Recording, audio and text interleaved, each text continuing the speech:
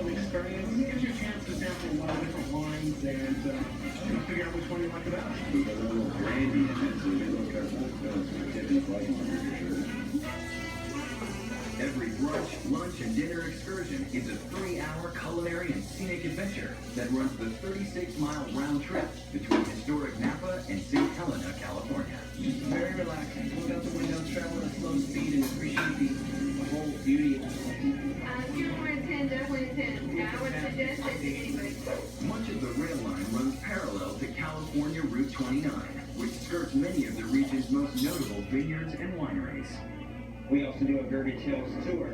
Domaine Chandon, Madonna Estates. There's so many, 50 or 60. The Napa Valley is really coming into its own. It's not just wine here anymore. It's wine and food and fun.